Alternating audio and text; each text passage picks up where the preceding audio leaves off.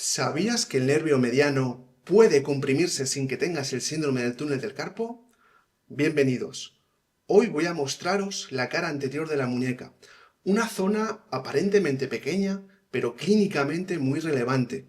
Y lo voy a hacer de una forma que os resulte muy sencilla de entender. Es decir, vamos a llevar una sistemática en la cual vamos a ir desde el lado radial hacia el lado ulnar, mostrando todas las estructuras y su posible implicación clínica.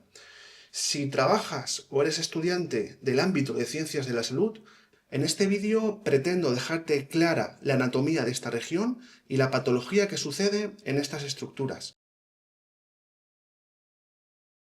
Vamos con la anatomía de esta cara anterior de la muñeca. Y antes que nada lo que voy a hacer es ubicaros en el plano en el cual está realizado este dibujo. Lo que estoy haciendo es un corte transversal que está realizado 2 traveses de dedo craneal al pliegue de la muñeca. En este dibujo estáis viendo 2 huesos. Por un lado, el hueso que veis en la parte izquierda de vuestra pantalla corresponde al radio. En la parte derecha, el hueso que estáis viendo corresponde a la ulna. La ulna en España también es conocida como cúbito. Cúbito o ulna es exactamente lo mismo. Entonces, lo que voy a hacer a continuación es repasar y enseñaros todas las estructuras que van a ir desde el lado radial hacia el lado ulnar, poquito a poco y viéndolas con calma. Bien, una vez explicado y aclarado esto, la primera estructura que vamos a encontrarnos en la parte más radial corresponde a este paquete vascular, donde estamos viendo una arteria y, lo más normal, 2 venas que nos quedan a los lados. Os estoy hablando de la arteria y las venas radiales. En este lugar es donde se hace un abordaje a nivel de enfermería y se extrae sangre arterial, es decir, una gasometría. Los enfermeros y enfermeras pinchan la arteria radial para extraer sangre oxigenada. Una vez vista esta arteria y estas venas, nos vamos a desplazar ligeramente hacia el lado ulnar y nos va a aparecer un primer tendón. Además es un tendón bastante voluminoso. Os estoy hablando del tendón flexor radial del carpo. Aquí tenemos el tendón flexor radial del carpo, que anteriormente era conocido como palmar mayor. A día de hoy los nombres cambiaron y le llamamos flexor radial del carpo. Bien, hasta ahora hemos visto los vasos, hemos visto un tendón, y la siguiente estructura que vamos a ver la podemos encontrar inmediatamente profunda a las 2 previas, a la arteria y los vasos radiales y al flexor radial del carpo. Lo que estáis viendo aquí corresponde al tendón y al músculo flexor largo del pulgar. Aquí estaría el flexor largo del pulgar o del primer dedo, como queráis llamarlo. Vamos a desplazarnos un poco más hacia el lado ulnar para encontrarnos con un tendón inconstante. ¿Y esto qué quiere decir? Pues bueno, muchos de vosotros podéis pensar que todas las personas somos exactamente iguales, y la realidad es que no. Hay personas que tenemos músculos de más, músculos de menos, huesos de más, huesos de menos. Y este es el caso de uno de ellos. Os estoy hablando del tendón del palmar largo. Este tendón que he pintado aquí está muy pegado a la piel dentro del tejido celular subcutáneo, se llama palmar largo. ¿Qué quiere decir que el palmar largo sea inconstante? Pues que algunas personas lo tenemos y otras personas no lo tenemos. Puede ser que esté en una mano sí, en la otra no, en las dos sí, en las dos no. Y se presenta con una frecuencia bastante alta. De hecho, lo normal es que esté presente. En torno a un 85% de las personas lo tienen. Solamente queda un 15% de personas que no lo tienen. Lo que se está viendo es que con la tendencia evolutiva, el músculo del tendón está tendiendo a desaparecer. Y es un músculo que, además de ser inconstante, presenta variabilidad anatómica. ¿Qué diferencia hay entre una estructura que es inconstante y una variante anatómica? Que sea inconstante es lo que acabo de comentar, es decir, la estructura está o no está. Que tenga variabilidad es que puede presentarse de distintas maneras.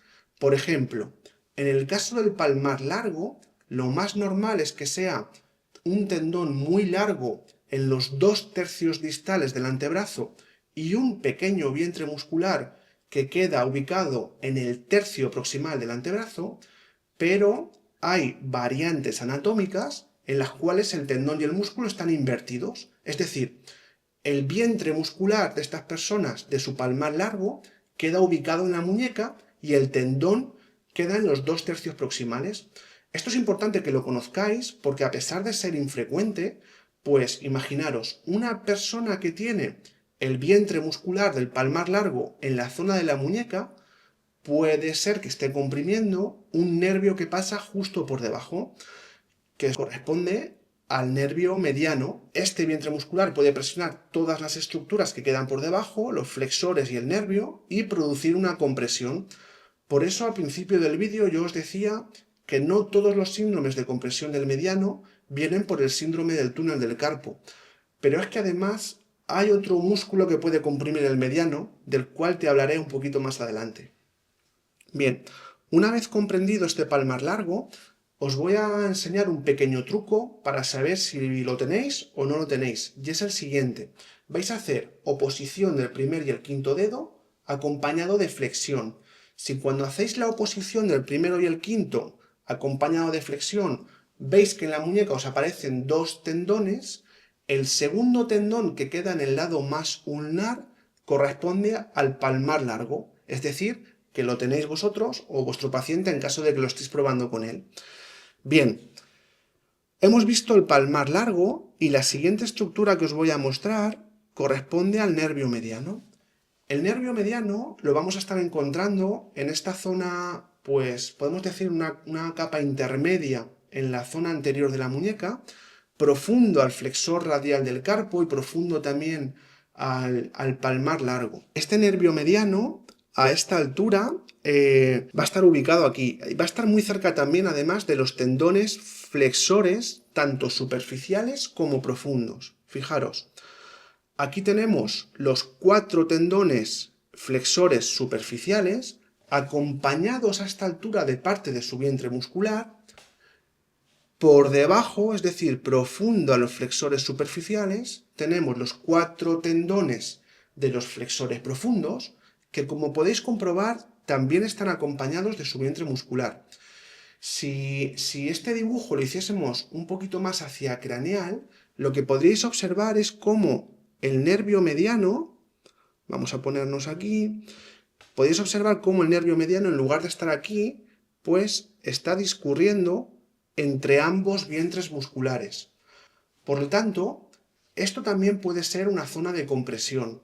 Personas que realicen trabajos muy manuales con los dedos, en los cuales sus flexores superficiales y profundos se activen mucho, actúen mucho, pueden comprimir a este nervio mediano y producir síntomas a distancia, como pueden ser parestesias, adormecimiento, quemazón o pérdida de fuerza. Ya os he hablado de 2 casos en los cuales se puede comprimir el nervio mediano sin que sea el síndrome del túnel del carpo. Pero además hay otro vientre muscular que nos queda más craneal que también puede dar una clínica muy parecida en el nervio mediano. Os estoy hablando del músculo pronador redondo.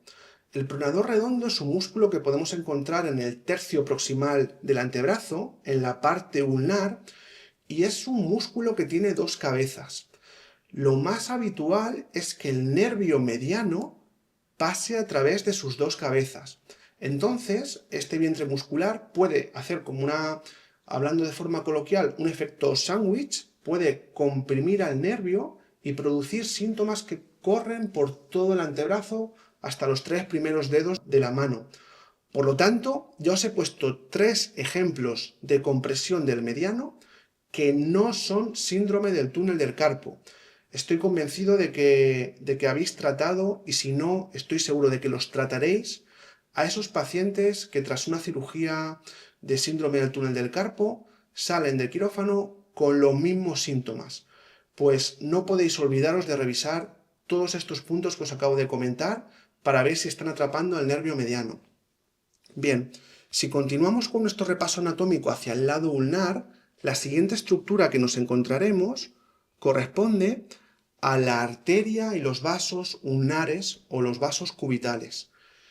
Pegadito a estos vasos ulnares, lo que vamos a estar viendo es otro nervio. Como estamos ya en la zona más ulnar, os estoy hablando del nervio ulnar o nervio cubital que está pasando lo más normal por debajo de los vasos.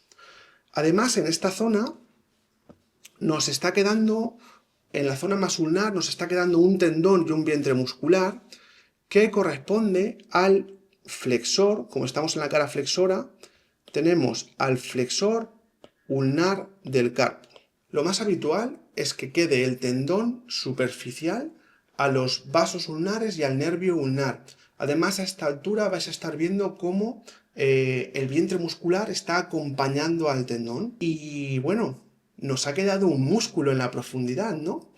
Estamos viendo cómo hay un músculo que aparece de forma longitudinal uniendo las corticales del radio y por otro lado la cortical del cúbito. Este músculo que tenemos aquí abajo corresponde al músculo pronador cuadrado. Aquí estamos viendo el pronador cuadrado y es un músculo que tiene relevancia clínica. Estoy seguro que habéis tenido en alguna ocasión algún paciente que tras una caída en la cual hizo un apoyo con la muñeca en extensión, le hicieron radiografía, hicieron las pruebas pertinentes y a lo mejor no apareció ningún tipo de fractura, pero el paciente sentía un dolor fuerte en esta zona del tercio distal del antebrazo. En esas caídas que comentaba, muchas veces este músculo pronador cuadrado puede lesionarse, se puede producir una distensión, incluso se puede romper. Acordaros de revisar este pronador cuadrado en esos pacientes con la caída en extensión. Bastantes roturas vais a poder encontraros. Entender la anatomía no es memorizar nombres, es saber qué puede fallar y por qué. Como ves, la cara anterior de la muñeca es mucho más que tan solo el síndrome del túnel del carpo. Cada estructura tiene una función y también un riesgo clínico si no se valora correctamente. Si te interesa seguir profundizando, suscríbete, comparte este contenido si te ha gustado y deja tus dudas en comentarios. Gracias por estar aquí y nos vemos pronto.